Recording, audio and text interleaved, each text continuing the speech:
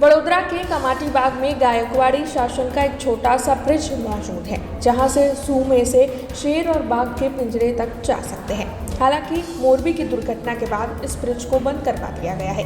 यहां पर मरम्मत का कार्य नहीं हो रहा है, जिसकी वजह से लोगों को आने जाने में काफ़ी दिक्कतें हो रही है। दरअसल यहां पर जो भी पर्यटक आते हैं, उन्हें अपने बच्चों के साथ काफ़ी ज़्यादा लंबा घूमकर जाना पड़ता है। इसी मामले के मद्देनज़र सामाजिक कार्यकर स्वेजल व्यास ने इस मामले में आवाज़ उठाई है। दरअसल सामाजिक कार्यकर स्वेजल व्यास का ये कहना है कि जल्द से जल्द ब्रिज की मरम्मत का कार्य शुरू करवाया जाए या फिर उनकी ओर से इस ब्रिज को खोल दिया जाए, क्योंकि लोगों को काफ़ी दिक्कतों का सामना करना पड़ रहा है। ऐसे में अगर एक ही हफ्ते में कमाटी बाग प्रशासन ने इस मामले में कोई सूट नहीं ली तो फिर उनकी ओर से उग्र आंदोलन किया जाएगा, ऐसा भी सामाजिक कार्यकर स्वेजल व्यास का कहना है। વહેલી તકે કરે તો સારું, બાકી ચાલવામાં બહુ તકલીફ પડે નાના છોકરાઓના લીધે. ફરીને આવવું પડે છે, બસ વહેલી તકે થઈ જાય. મારું નામ સમીરભાઈ છે અને હું તારી જોવા આવ્યો છું બધા બાળકોને લઈને. તો અમે તઈ તો જોઈ લીધું, પણ આ 2 મિનિટના રસ્તા માટે આખો ગોલ ફરીને આવવું પડે અમને. તમારા છોકરાઓ તો એમ જ જોયા વગર થાકી ગયા.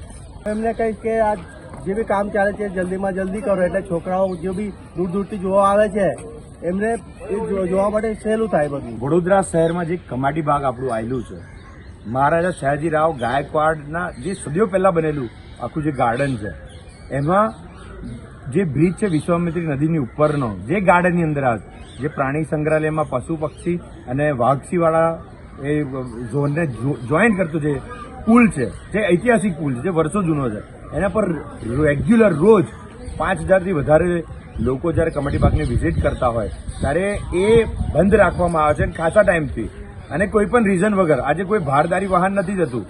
લોકો પોતાના બાળકો, નાના નાના ભૂલકાઓને લઈને વાલીઓ કેટલા દૂર દૂરથી આવતા હોય છે, પરંતુ આ બ્રિજ કયા કારણથી બંધ કર્યું છે?